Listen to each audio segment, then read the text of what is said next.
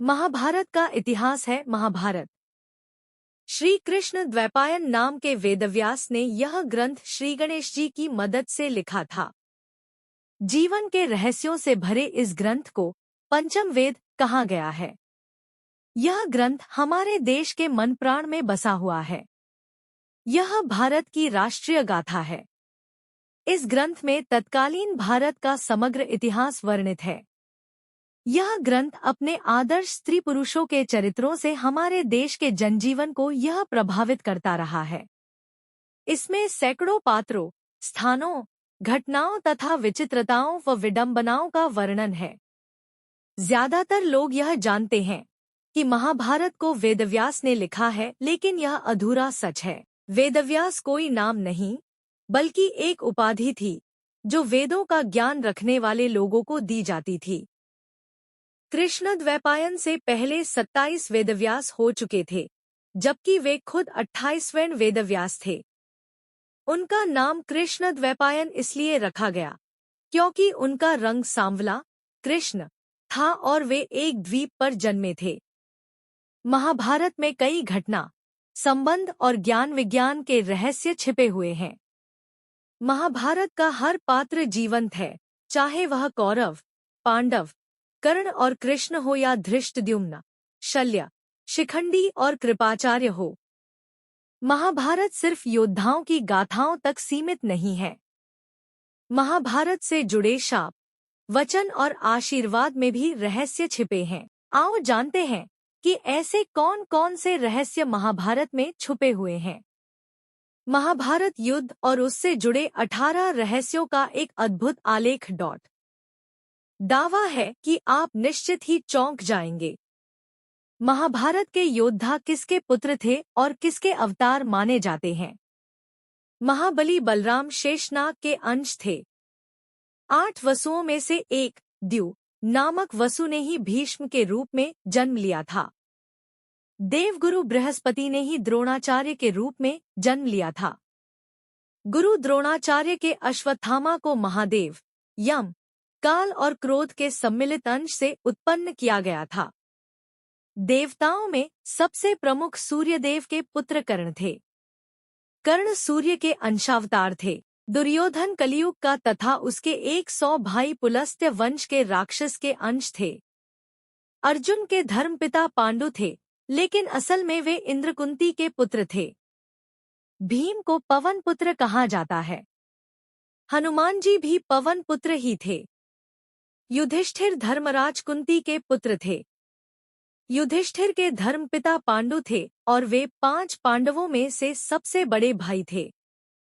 नकुल और सहदेव 33 देवताओं में से 2 अश्विनी कुमारों के अंश से उत्पन्न हुए थे। ये 2 अश्विनी कुमार थे, एक नासत्य और 2 दस्त्र। रुद्र के एक गण ने कृपाचार्य के रूप में अवतार लिया। द्वापर युग के अंश से शकुनी का जन्म हुआ। अरिष्टा के पुत्र हंस नामक गंधर्व धृतराष्ट्र तथा उसका छोटा भाई पांडु के रूप में जन्मे। सूर्य के अंश धर्म ही विदुर के नाम से प्रसिद्ध हुए। कुंती और माद्री के रूप में सिद्धि और धृतिका का जन्म हुआ था। मति का जन्म राजा सुबल की पुत्री गांधारी के रूप में हुआ था। राजा भीष्मक की पुत्री रुक्मणी के रूप में लक्ष्मीजी व द्रौपदी के रूप में इंद्राणी उत्पन्न हुई थी। अभिमन्यु चंद्रमा के पुत्र वर्चा का अंश था। मरुदगण के अंश से सात्यकी, द्रुपद, कृतवर्मा व विराट का जन्म हुआ था।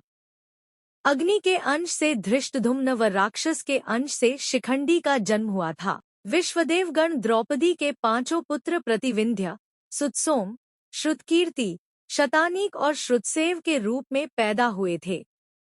दानवराज विप्रचित्ति जरासंध व हिरण्यकशिपु शिशुपाल का अंश था। कालनेमी दैत्य ने ही कंस का रूप धारण किया था। इंद्र की आज्ञानुसार अप्सराओं के अंश से 16,000 स्त्रियां उत्पन्न हुई थी।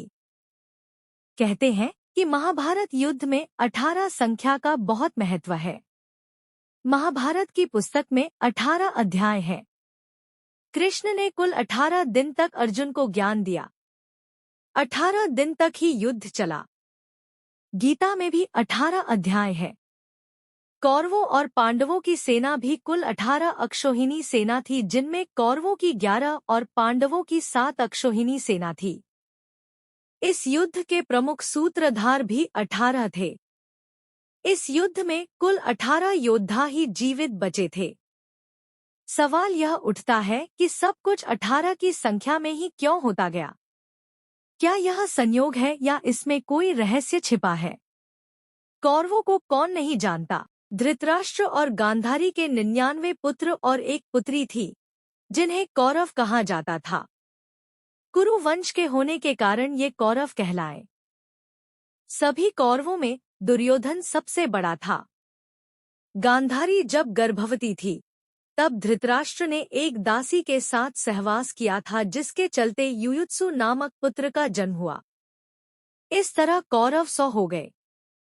युयुत्सु एन वक्त पर कौरवों की सेना को छोड़कर पांडवों की सेना में शामिल हो गया था। गांधारी ने वेदव्यास से पुत्रवती होने का वरदान प्राप्त कर किया। गर्भधारण कर लेने के पश्चात भी 2 वर्ष व्यतीत हो गए, किंतु गांधारी के कोई भी संतान उत्पन्न नहीं हुई। इस पर क्रोधवश गांधारी ने अपने पेट पर जोर से मुक्के का प्रहार किया, जिससे उसका गर्भ गिर गया। वेदव्यास ने इस घटना को तत्काल ही जान लिया। वे गांधारी के पास आकर बोले, गांधारी, तूने बहुत गलत किया। मेरा दिया हुआ वर कभी मिथ्या नहीं जाता। अब तुम शीघ्र ही 100 कुंड तैयार करवाओ और उनमें घृत, घी भरवा दो। वेदव्यास ने गांधारी के गर्भ से निकले मांस पिंड पर अभिमंत्रित जल छिड़का, जिससे उस पिंड के अंगूठे के पोरुए के बराबर 100 टुकड़े हो गए। वेदव्यास ने उन टुकड़ों को गांधारी के बनवाए हुए 100 कुंडों में रखवा दिया और उन कुंडों को 2 वर्ष पश्चात खोलने का आदेश देकर अपने आश्रम चले गए। 2 वर्ष बाद सबसे पहले कुंड से दुर्योधन की उत्पत्ति हुई। फिर उन कुंडों से धृतराष्ट्र के शेष 99 पुत्र एवं दुःशाला नामक एक कन्या का जन्म हुआ। भीम के पुत्र घटोत्कच और पौत्र बर्बरिक के बारे में कहा जाता है कि इन दोनों की सामान्य मानवों से कई गुना ज्यादा ऊंचाई थी। माना जाता है कि कदकाठी के हिसाब से भीम पुत्र घटोत्कच इतना विशालकाय था कि वह लात मारकर रथ को कई फुट पीछे फेंक देता था और सैनिकों तो वह अपने पैरों तले कुचल देता था। भीम की असुर पत्नी हिडिंबा से घटोत्कच का जन्म हुआ था। जन्म लेते समय उसके सिर पर केश उत्कच नहीं थे, इसलिए उसका नाम घटाथी का मस्तक प्लस उत्कच केशहीन अर्थात घटोत्कच रखा गया। इसका मस्तक हाथी के मस्तक जैसा और केश शून्य होने के कारण यह घटोत्कच नाम से प्रसिद्ध हुआ। वह अत्यंत मायावी निकला और जन्म लेते ही बड़ा हो गया। उसमें जहां शारीरिक बल था वहीं वह मायावी भी था। चूंकि घटोत्कच की माता एक राक्षसी थी, पिता एक वीर क्षत्रिय था, इसलिए इसमें मनुष्य और राक्षस दोनों के मिश्रित गुण विद्यमान थे। वह बड़ा क्रूर और निर्दयी था। घटोत्कच ने युद्ध में अपने विशाल शरीर से हाहाकार मचा रखा था। वे एक ही बार में अपनी पैरों के नीचे कई सैनिकों को कुचलकर मार देते थे, जिससे घबराकर दुर्योधन ने कर्ण को अमोघ अस्त्र चलाने का आदेश दिया। इस अस्त्र से घटोत्कच वीरगति को प्राप्त हुए। दूसरी ओर बर्बरीक दुनिया का सर्वश्रेष्ठ धनुर्धर थे। बर्बरीक के लिए 3 बाण ही काफी थे।